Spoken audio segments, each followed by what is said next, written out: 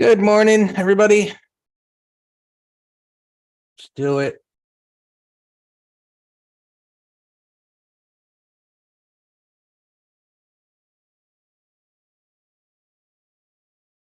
All right. So I was covered in MT Live yesterday. The intraday was kind of wild. Let's scroll back. And I don't know if there was any news coming out. I don't know, algorithms, but the price action was kind of crazy. I mentioned in MT Live how, this year was setting up for lower. It rips up and it rips right back down again. And that wasn't the end of it.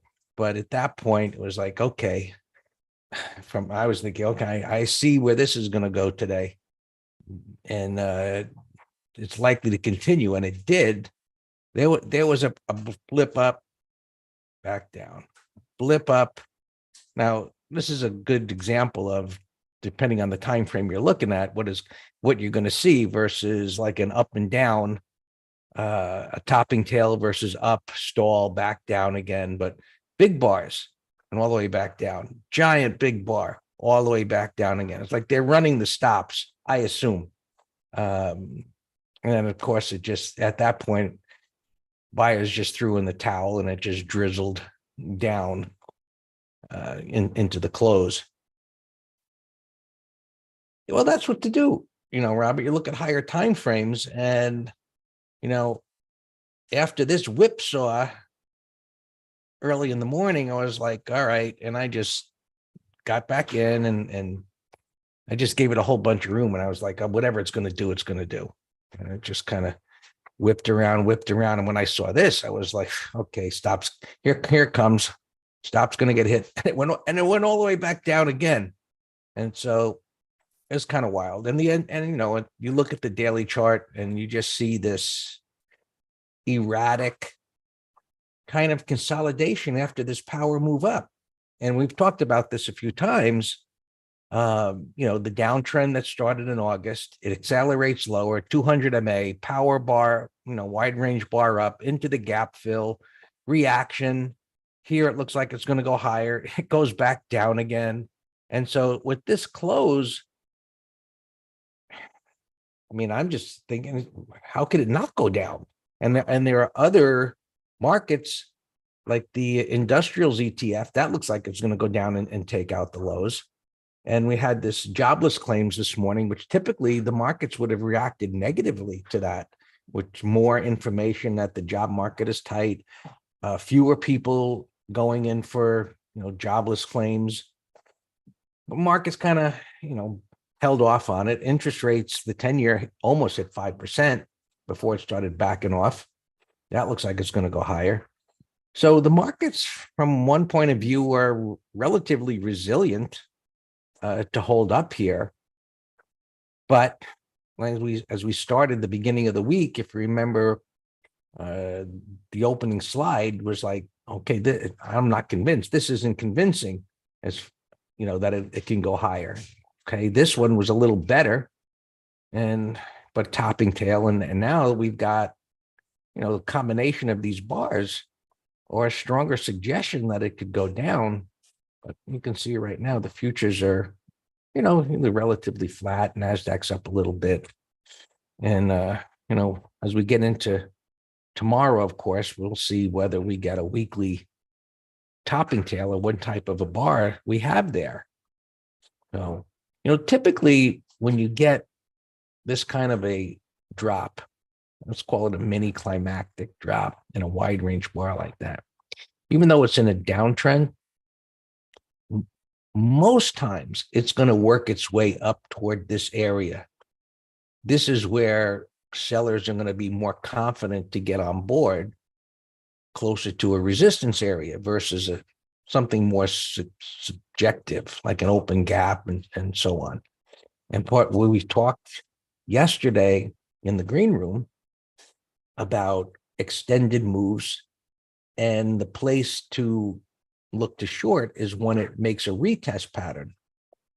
And while this doesn't come across as an obvious retest pattern because it doesn't show a pivot here, and this bar poked up a little bit. So we got to bring a little common sense to our method.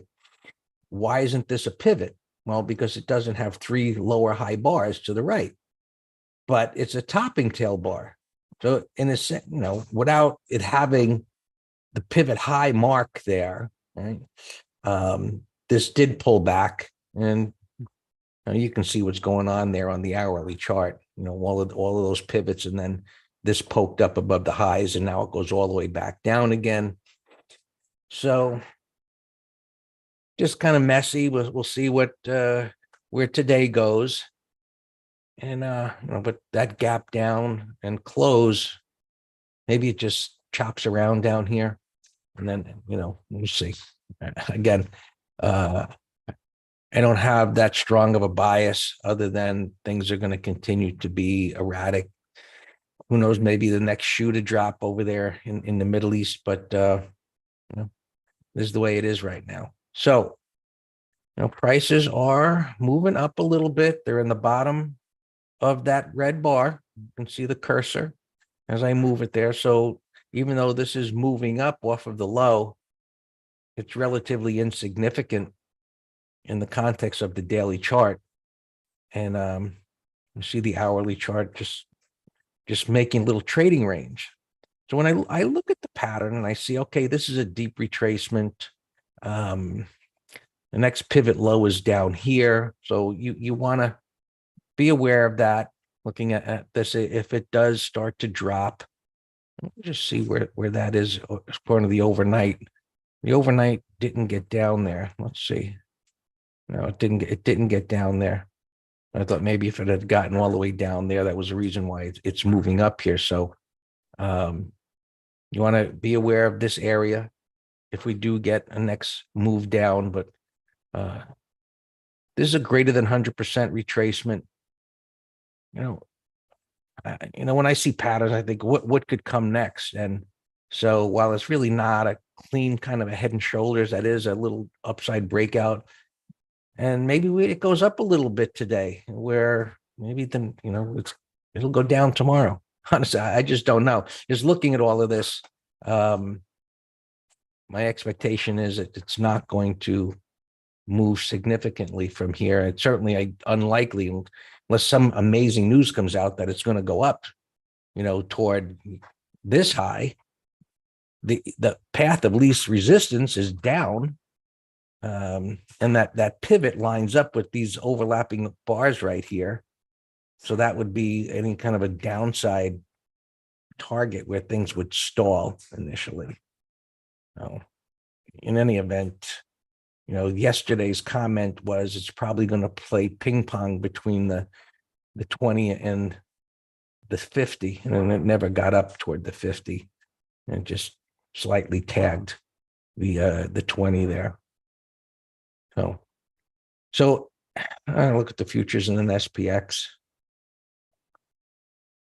So 200 MA on the futures, and while that you got to pay attention to that on a certain level, especially pre-market.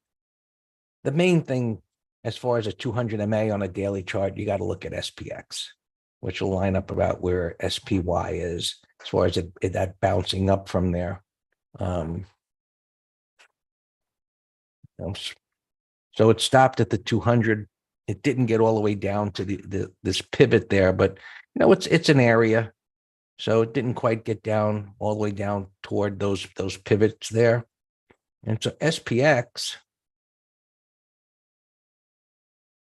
well, that's really weird that it's that far off. That doesn't look right to me, that the 200 is there. And let me see, Z,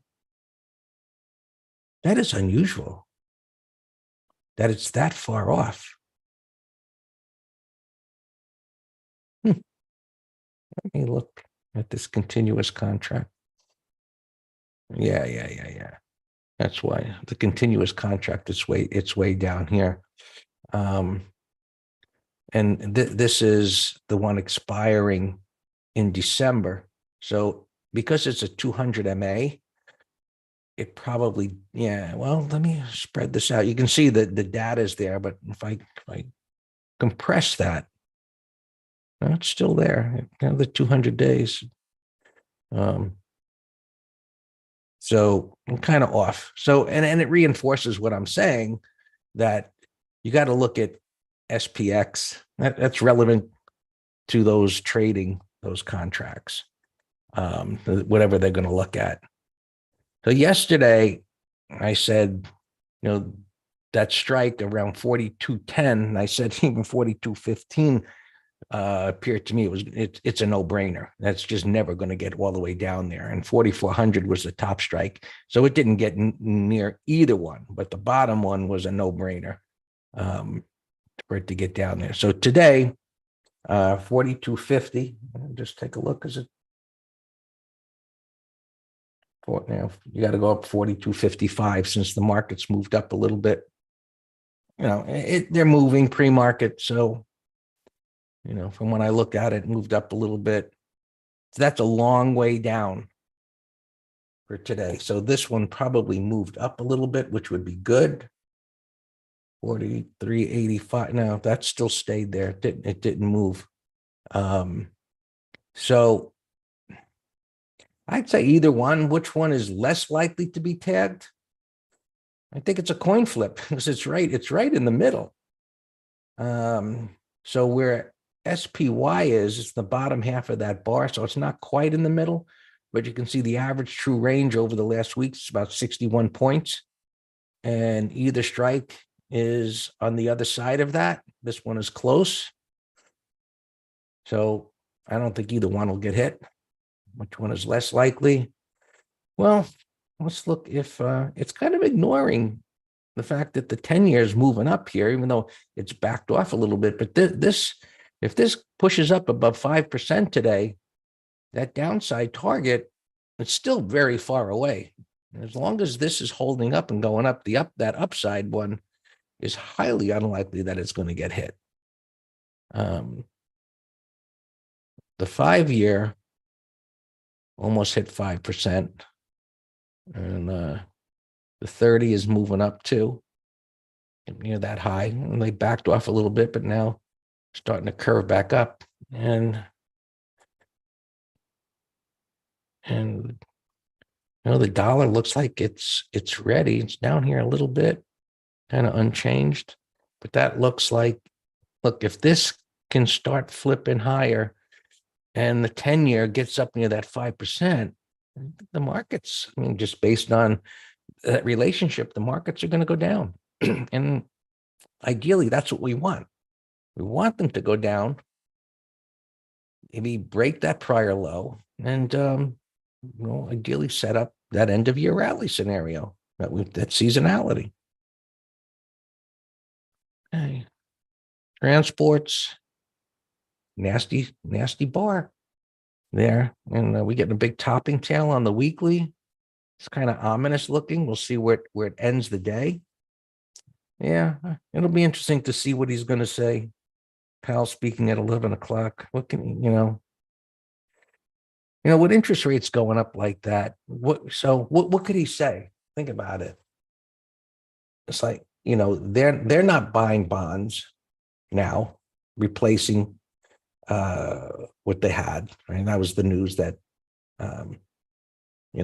what expired, they're not replacing that. So there isn't that demand there. They're allowing interest rates going higher, long-term interest rates go higher. So if the 10-year continues to go up and the 5-year continues to go up, maybe they come out and say, hey, you know what, we're just going to be on hold here. Probably I would imagine what they would say. And is the market like that? I guess so. But how's the market like the 10-year and the 5-year going up above 5%? So, which poison is your preference? So there really isn't anything so positive going on here that I think the market wouldn't want to rally significantly on anything he could say, because he isn't going to say he's going to lower interest rates. So I think, my point of view, interest rates go higher. Let's get this over with, get the downside pain over with, and enjoy the end of the year. Hopefully that's what's in the cards. Bitcoin just so freaking erratic. We talked about this weekly chart.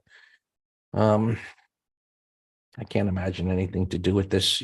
I think you got to be a little, I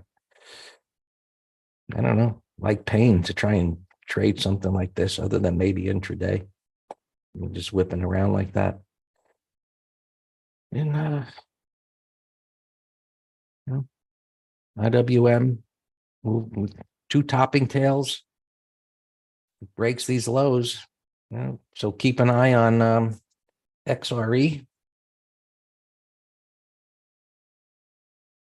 If this, big green bar being ignored for the moment kind of looks like a bear flag in a sense, sloppy one, topping tails over here. If this breaks, and just set an alert. Put a little alert there. Boom, done. XLF. That hit the converging moving averages, gap down, red bar. Another, bearish piece of information. Why is the market just holding here for now? I don't know, but what's going on here suggests it's going to go lower. We're just waiting. Gold looks like getting a little tired, but up there near that resistance, that big turnaround based on what's happening in the world. And silver stalling there, and crude oil is backing off here a little bit, and that would be the third thing that could get the markets to sell off. If interest rates are going up and the dollar goes up and oil starts to move up, what the hell could stop the markets from going down? Anyway, we'll see how it unfolds. All yours, Nan.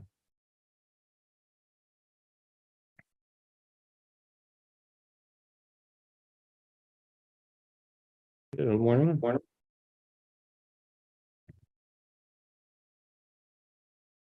right, we have a lot of earnings. Let's jump right into that. That will actually BBBY just got a Goldman upgrade, and that's a beautiful gapper. Let's look at that first. So bottoming pattern, gapping up 72 and change. So see how that gap is not too excessive. Now it does have a big wall of resistance here, but it will be an excellent put spread candidate if there's juice under yesterday's low for next week. So that's on my long list. All right, earnings here. A lot of earnings. I love earnings season. Tesla. All right, Tesla, Netflix, the big dogs. I said an MT live yesterday. This Tesla just looks horrible. Daily, weekly, but anything can happen on earnings. I didn't do anything with it.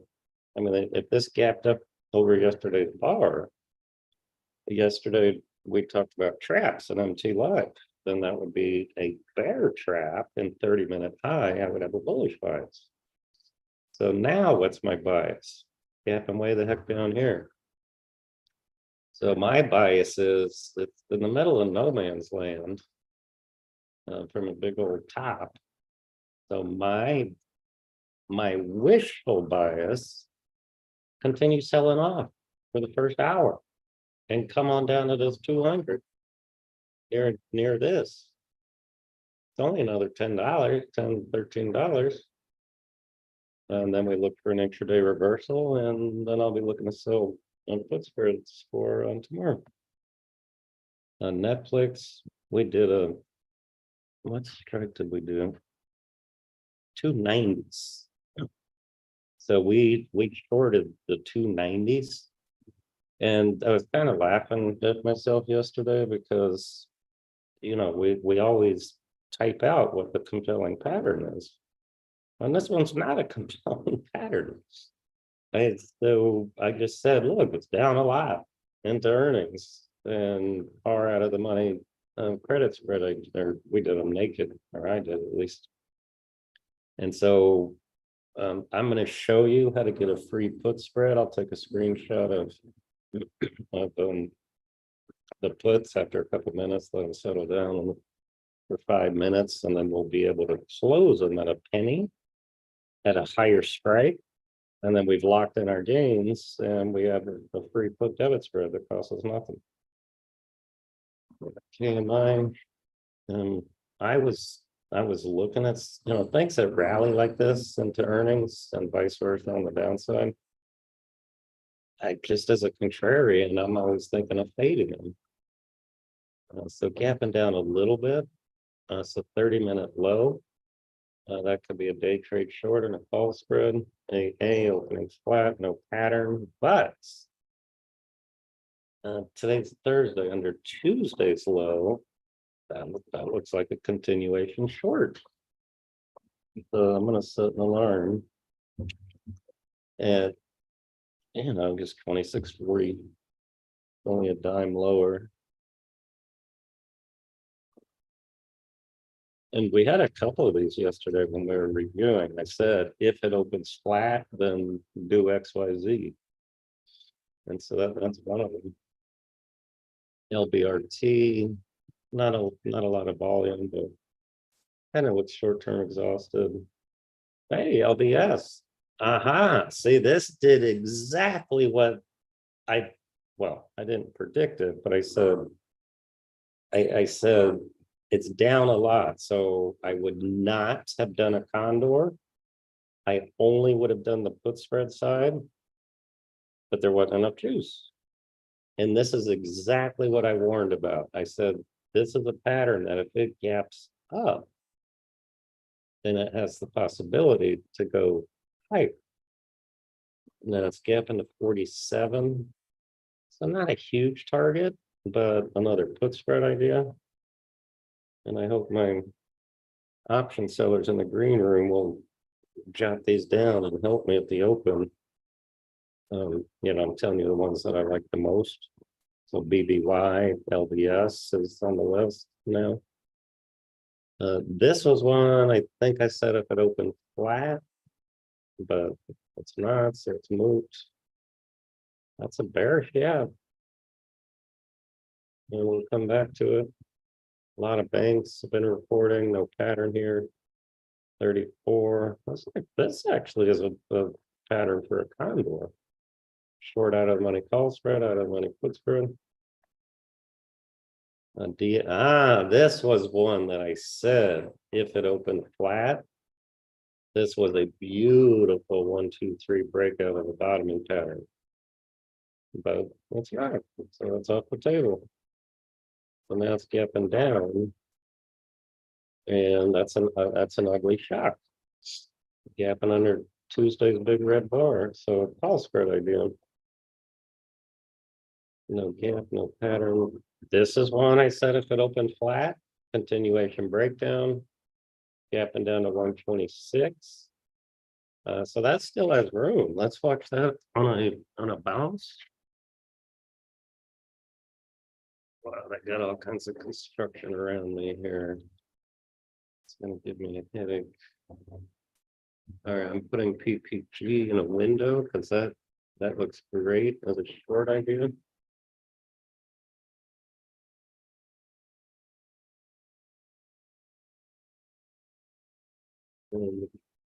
Sad. This is like the foreign oracle. That's how I kind of view it. There's a shock bar. That's a shock, gapping over last week's high. That's a put spread idea. Slug gapping down, no pattern. I'm just going to delete you. Rexer, range bound. I don't see any print. Charlie Golf, Nike. Yeah, continuation short, sure.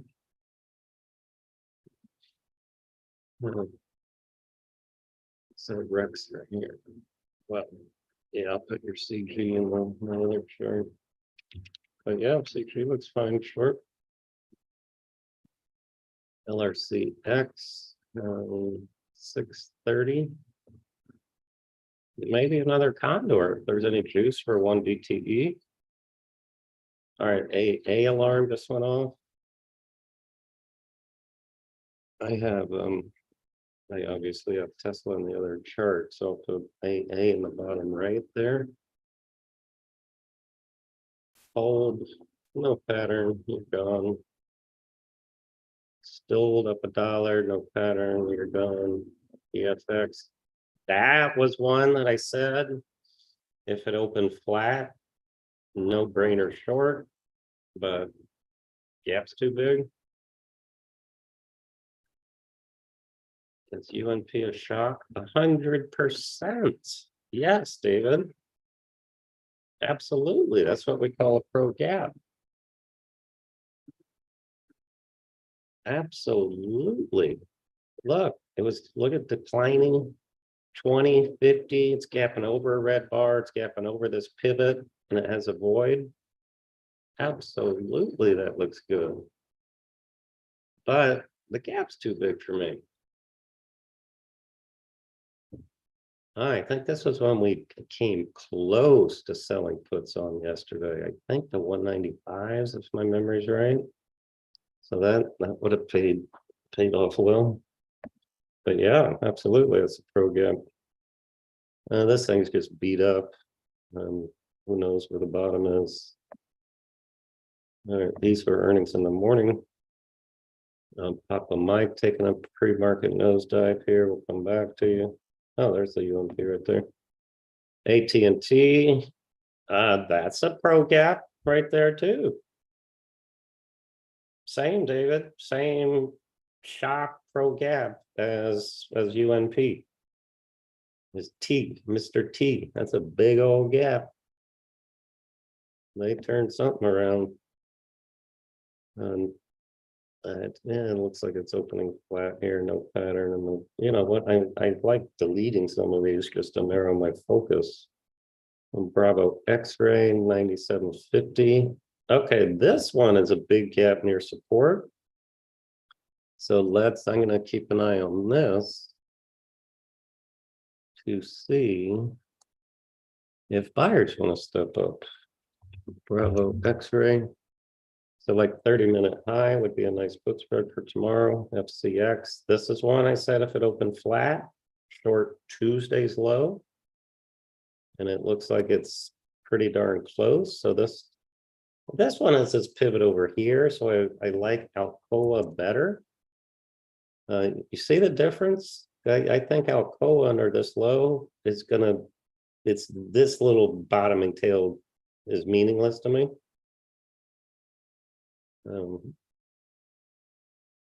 This is one TFC that if it were able to, you know, looks like it could be a possible bear sandwich in the making, which is a bullish pattern. GPC 144. That's a big ugly gap. But,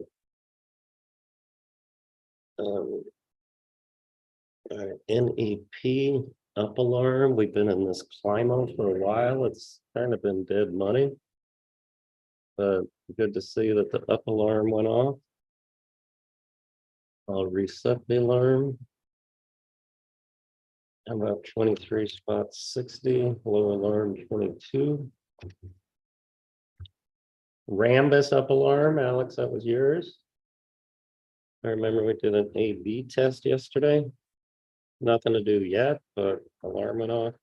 All right, see Alcoa. I like that one. I just hate chasing earning stocks at the open. Oh, let me grab a screenshot of this.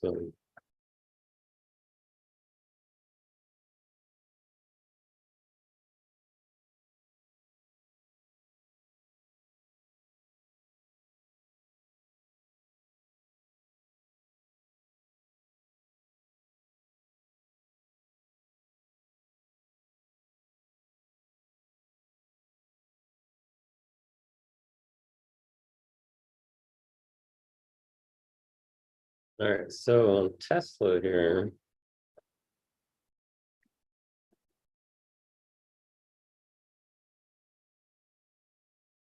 All right, so let's buy the 300s.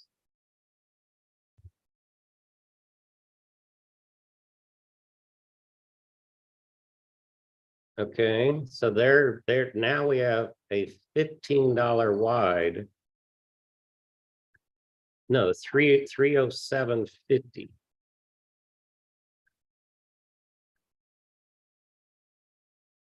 All right, so now I have a $17.50 wide free put spread.